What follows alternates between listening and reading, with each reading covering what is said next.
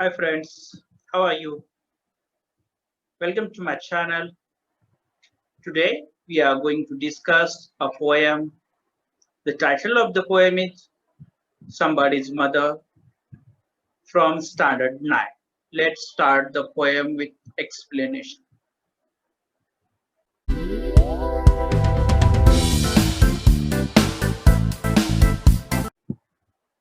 So friends, let's start the poem Somebody's Mother.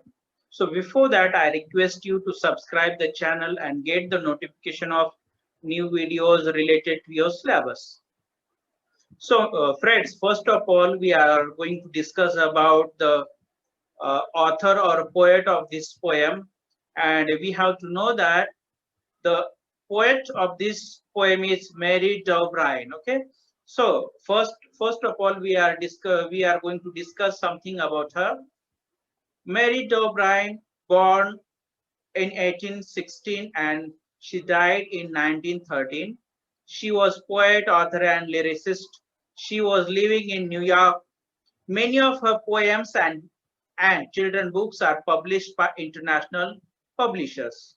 तो सबसे पहले इनके बारे में आप जब बात करेंगे तो हमें ये मालूम होना चाहिए मैरी डोब्राइन ये जो थे ये एक सबसे बेहतरीन पोएट थी उसके बाद ऑथर और लिरिसिस्ट मतलब the person who used to write songs. Okay, it means lyricist. And after that, we have to know that she was living in New York, America. उनके जितने भी पोएम्स थे और चिल्ड्रंस बुक्स थे वो सारे इंटरनेशनल पब्लिशर्स के जरिए पब्लिश हुए थे, मतलब इतने वो फेमस थे. नेक्स्ट देखिए. Okay, so now we have to discuss what is the exactly theme of this poem. So let's start. The present poem, Somebody's Mother, deals with the great values like mercy, kindness, and sympathy. An old woman in rags wanted to cross the road on the winter evening. She waited long, but nobody cared her. A group of young boys came laughing and shouting. On one of them came near her and offered her helping hand. With her old hand on his young shoulder, he helped her to cross the road. He told his friends that the old woman was somebody's mother and someone would help his mother when she became old. The old woman in her house prayed to God for him. So exactly ये poem में क्या है, ये जो present poem है ये इस present poem में कुछ वैल्यूज हमें सीखने चाहिए, जैसे कि मर्सी मतलब लोगों पे दया करना, काइंडनेस मतलब हमारा काइंड नेचर, और सिंपैथी मतलब लोगों के दुख जो होते हैं वो भी हमने समझना जरूरी है. ये चीजें, ये ग्रेट वैल्यूज हम इस पोएम से सीख सकते हैं. उसके बाद देखो इस पोएम एग्जैक्टली इसकी सेंट्रल आइडिया क्या है. एक ओल्ड वुमेन है जिसके कपड़े थोड़े फटे वाले दिख रहे हैं और विंटर इवनिंग है और वो रोड क्रॉस करने की कोशिश कर रही है, लेकिन क्या है बहुत देर तक उसने वहां पे वेट किया, लोग भी इधर उधर से आ रहे थे जा रहे थे लेकिन उसकी तरफ कोई ध्यान नहीं दे रहा था, कोई केयर नहीं कर रहा था. फिर उसी वक्त एक स्कूल गोइंग बॉयज जो होते हैं उनका एक ग्रुप आता है, हैप्पी लाफिंग करते हैं, शाउटिंग करते हैं. स्कूल छूटे वाला होता है तो एंजॉय करते हुए घर घर जा रहे होते हैं, एक बच्चों का ग्रुप होता है. तो वो बच्चे भी कुछ उस बुढ़िया औरत की तरफ देखते नहीं है, कुछ नहीं है, अपने ही अपने में रहते हैं, एंजॉय करते चले जा रहे हैं. लेकिन उस ग्रुप में से एक बच्चा सामने आया, उस बच्चे ने उस बूढ़ी औरत को अपना हेल्पिंग हैंड दिया, मतलब उसे मदद करने की कोशिश की, मदद भी की. और उस वक्त क्या, उस जो बूढ़ी औरत है उसने अपना हाथ उस यंग बच्चे के कंधे पे रख दिया और उस बच्चे ने उस औरत को रोड क्रॉस करने में मदद की. उसके बाद देखो क्या हुआ, ये सारी जो बातें हैं, वो जो बच्चा था जिसने उस बूढ़ी को मदद की थी, हेल्प की थी, उसने ये चीजें अपने दोस्तों को भी बता दी कि उसे उसे उसे ये वो ये कहना चाहता था, उसे ये कहना था वहां पे कि आज अगर मैं इस बूढ़ी औरत को यहाँ पे हेल्प करता हूँ, अगर फ्यूचर में कभी मेरी खुद की माँ कभी मुसीबत में है अगर और मैं उसके सराउंडिंग्स नहीं हूँ तो उस वक्त कोई मेरे जैसा होगा जो इस औरत जो मेरी माँ को एक किसी की मदर समझ के या अपनी मदर समझ के हेल्प करेगा. आज जो मैंने इस औरत को मदद की है वो इसलिए की है ताकि मेरी भी मम्मी को, मेरी भी माँ को कोई मदद कर सके। और लास्ट में क्या होता है, जो बूढ़ी औरत होती है जब वो घर पहुंचती तो गॉड के सामने प्रे करती है उस बच्चे के सलामती के लिए। ठीक है, नेक्स्ट देखो। Now this is the warming up activity from your textbook. Now we have to discuss it. Read the following proverb that has a biblical reference. Okay, it means belongs to Bible. Bible, this is a great book of Christian community. This is a religious book. Do unto others as you would have others to unto you. अभी ये देखो, ये एक proverb है, तो इसके related हमें क्या करना है, अदर 5 प्रोवर्ब्स, एक्सिम्स और कोटेशंस लिखने हैं जो कि आपको ऑलरेडी वहां पे दिए हैं। देखो, now find at least 5 other proverbs, maxims और quotations which convey the same message. Search the internet dictionary of proverbs. तो आपको इंटरनेट डिक्शनरी या जहां पे भी आपको मिले वहां से आपको ये फाइंड आउट करने थे, वहां पे लिखने थे। तो एग्जैक्टली इसका मीनिंग क्या होता है, do unto others as you would have others to do unto you. मतलब अगर आप किसी के साथ अच्छे रहेंगे तो लोग आपके साथ अच्छे रहेंगे, जैसी करनी वैसी भरनी। ऐसे बहुत सारे प्रोवर्ब है, इससे रिलेटेड है। Let's start that 5 proverbs that we have written there. First one is treat others the way you want to be treated. आप लोगों को उसी तरह से ट्रीट करो जैसे कि आपको लगता है कि लोगों ने आपके साथ करना चाहिए। दूसरी, life is an echo, what you send out comes back. Life हमारी है ना, वो इको की तरह है, जो आप सेंड करोगे वही आपको बैक में मिलेगा, मतलब जैसी करनी वैसी भरनी। Love people the way you want to be loved. अगर आपको लगता है कि आपको लोगों ने प्यार करना चाहिए तो आपने भी वो लोगों से प्यार करना चाहिए, तभी लोग आपसे करेंगे। अगर आप लोगों से हेट करेंगे तो वो बदले में आपसे प्यार नहीं करेंगे। ठीक है, जैसे हम देंगे उसी तरह से हमें वापस लेना पड़ता है। नंबर 4 देखो, love your neighbours like yourself. जैसे आप खुद से प्यार करते हो, अपने वालों से प्यार करते हो, वैसे आप अपने नेबर से भी प्यार करो ताकि वो भी आपसे प्यार से रह सके। As you sow so shall you reap. मतलब जैसे आप जमीन में बोओगे वही पाओगे। ओके, जैसे जो सीड्स आप जमीन में डालोगे वही ऊपर आएगा। आप मैंगो का सीड डालेंगे तो आपको मैंगो ही वहां से आएगा, अनार नहीं आएगा। मतलब जो आप लगाओगे वही आपको मिलेगा। ठीक है, नेक्स्ट देखो, second activity is there. Study the following sets of words. Set a, pleased, happy, joyful, ecstatic. Set B, read words, sentence and paragraph. Note, the words in these sets are arranged in an ascending order, each word showing a higher degree than the previous one. Now rearrange the following groups of words in the ascending order. आपको क्या करना है, ये कुछ words दिए हैं, इनको आपको ascending order में लिखना है। वो आगे पीछे पूरे दिए हुए, आपको क्या करना है, उसे अच्छे से अरेंज करना है और अरेंज करके आपको क्या करना है, उसे लिखना है। तो पहली एक्टिविटी देखो, पहली एक्टिविटी क्या है, adult, age, infant and young. तो परफेक्ट असेंडिंग ऑर्डर में क्या कैसे आएंगे, first infant, second youth, third adult and fourth aged. Number second, cold, freezing, cool and chill, ये 4 है। उसके बाद उसका अगर असेंडिंग ऑर्डर करें तो क्या बनेगा, नंबर 1 पे आएगा cool, second chill, third cold and fourth freezing. Number third activity, brilliant, genius, bright and intelligent. तो इसका ascending order क्या रहेगा, bright, intelligent, brilliant and genius. And number last one is there, mountain, peak or summit,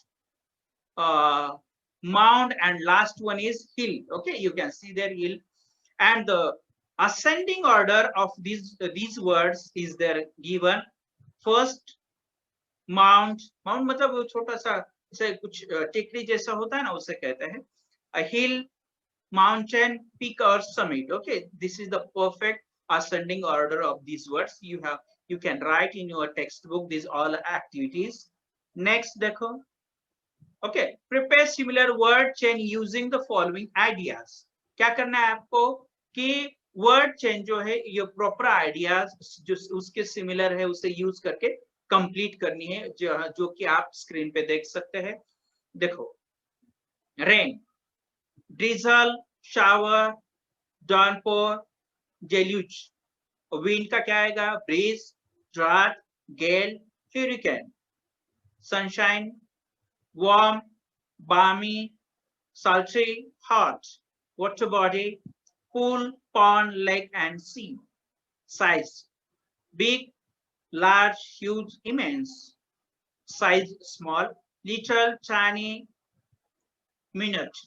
okay, तो इसमें इसमें आपको क्या याद रखना, ये जो है ना, ये पूरे एक दूसरे से सिमिलर वर्ड्स है, और बस एक से दूसरा थोड़ा सा ज्यादा है, थोड़ी पावर उसकी ज्यादा है, सबके मीनिंग एक ही जैसे है।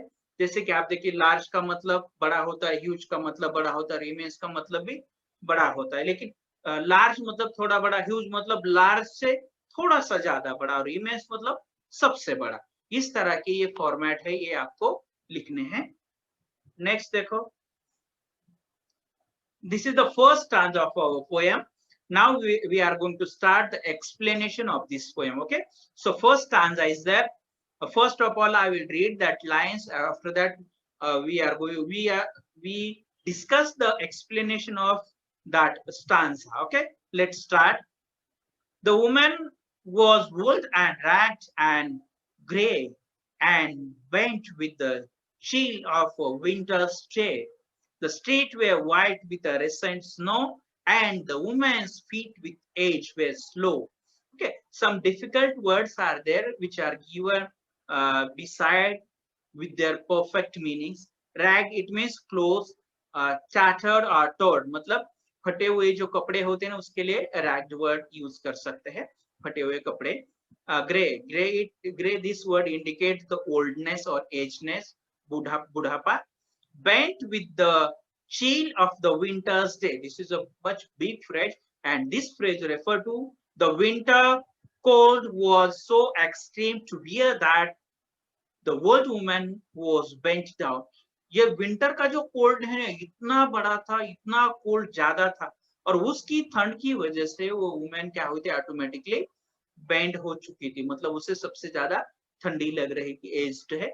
So now let's start the explanation of this stanza. Explanation is there.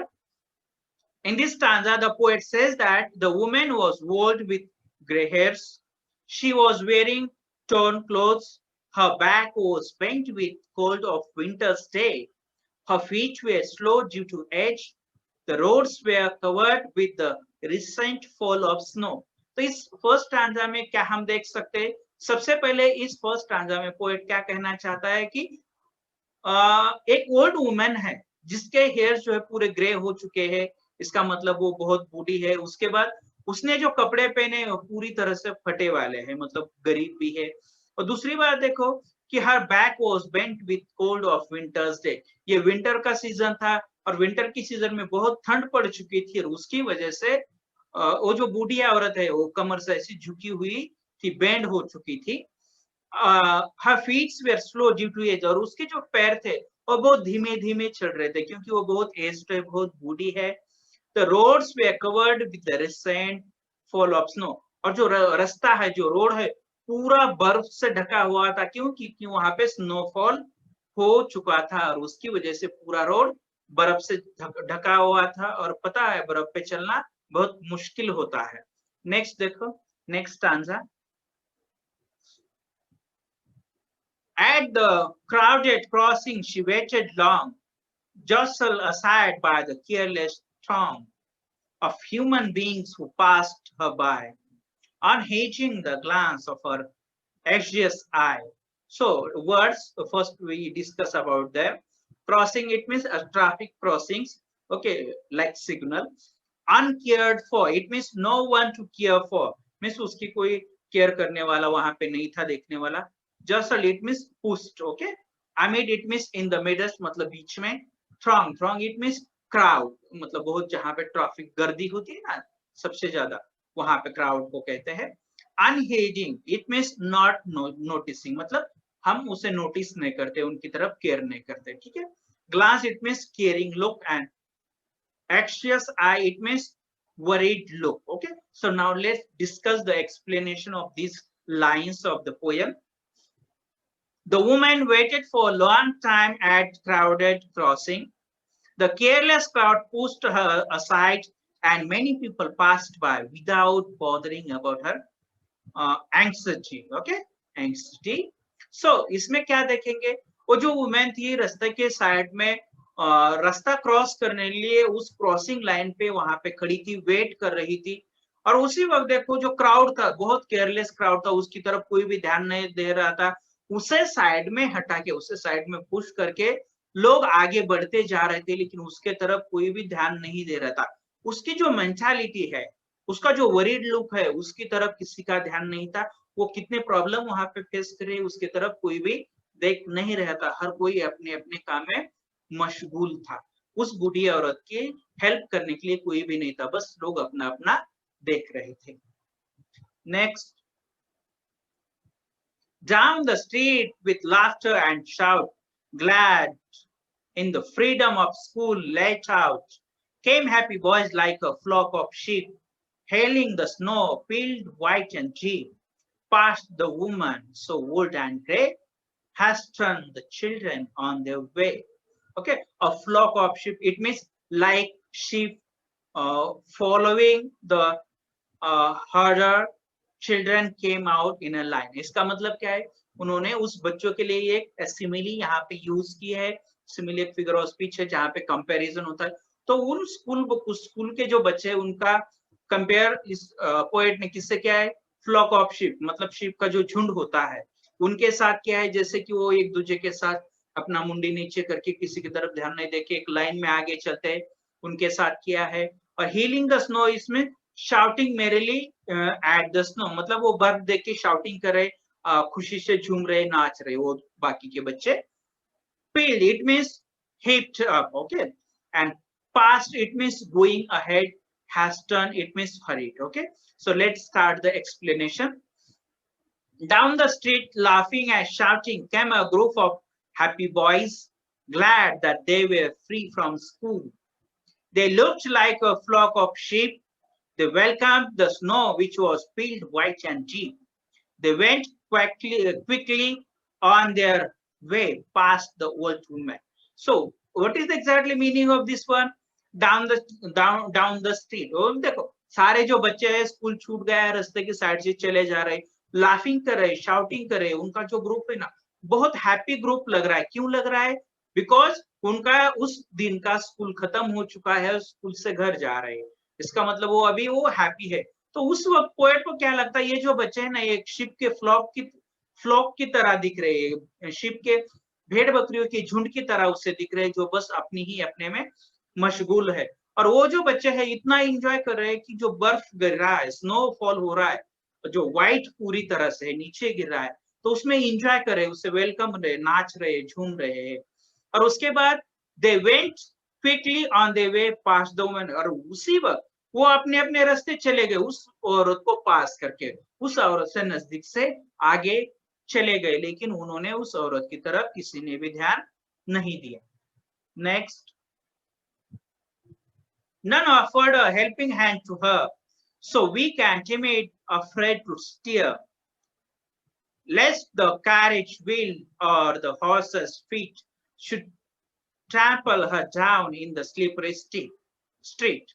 So, it means too gentle to defend oneself. Okay, timid, it means shy and scared. Steer, it means move or walk.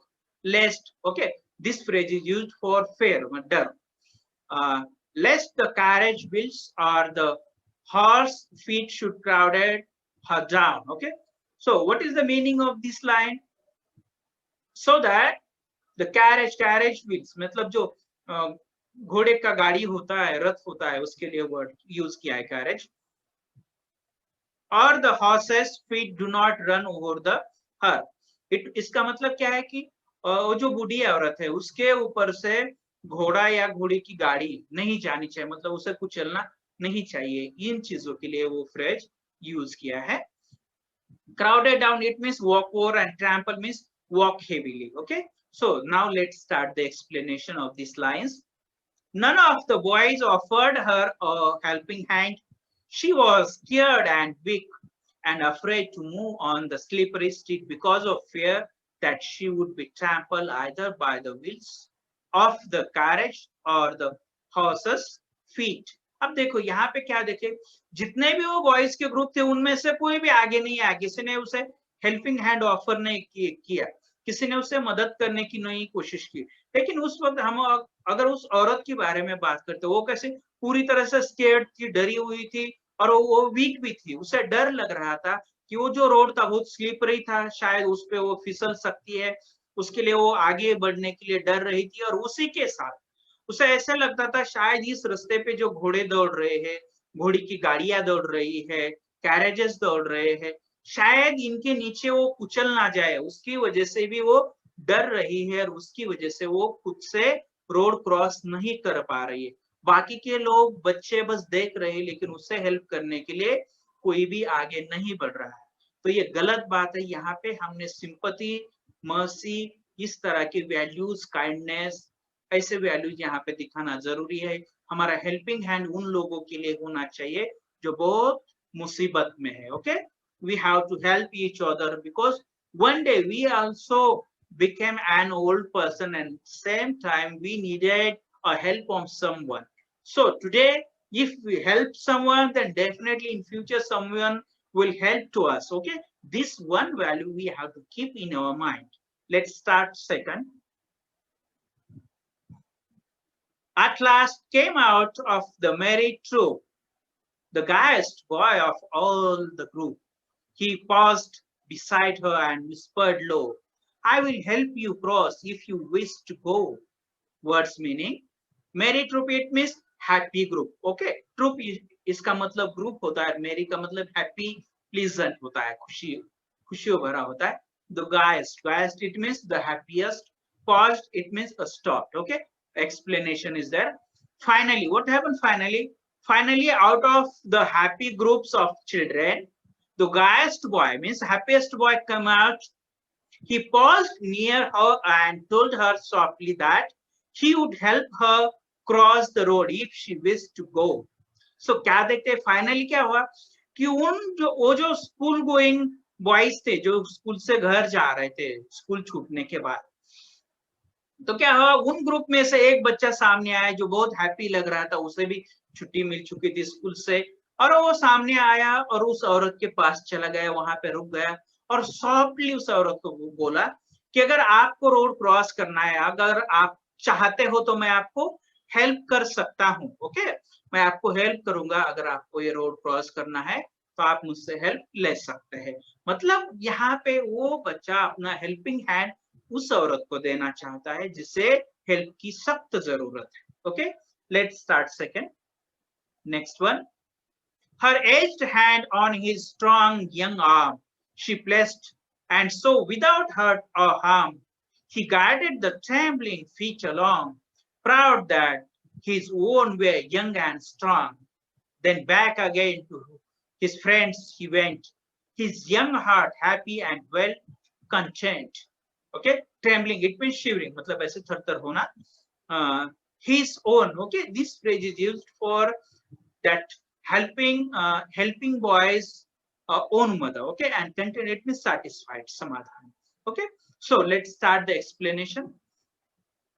That old woman placed her old hand on that boy's strong arm, and that boy guided her trembling feet along without allowing her to be hurt. He was happy that his own feet were young and strong. After taking her cross, he went back to his friends, happy and content with what he had done.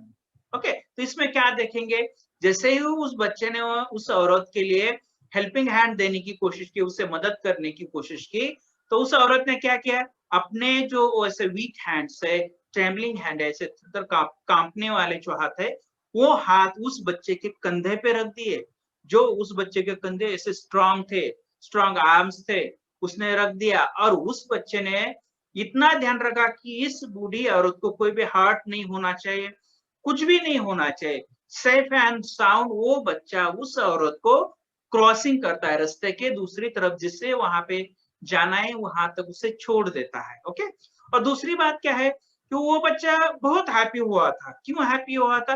कि उसे लगा कि चलो उस औरत के, उस बूढ़ी औरत के जो पैर है बहुत वीक थे, बहुत ट्रेमलिंग कर रही थी, शिवरिंग कर रही थी, लेकिन मैं उतना स्ट्रांग हूँ कि मैं किसी की हेल्प कर सकता हूँ।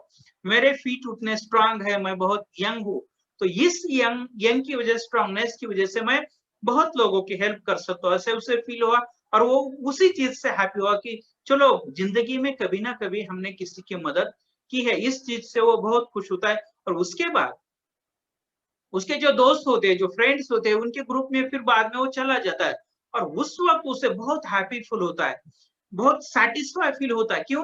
क्योंकि आज उसने सबसे अच्छा काम किया है, कुछ गुड वर्क किया है, तो उसे लगता है कि जो आज किया है वो बहुत अच्छा है, और उस काम की वजह से वो लड़का वहां पे बहुत हैप्पी नजर आ रहा है। नेक्स्ट देखो, शी इज somebody's mother.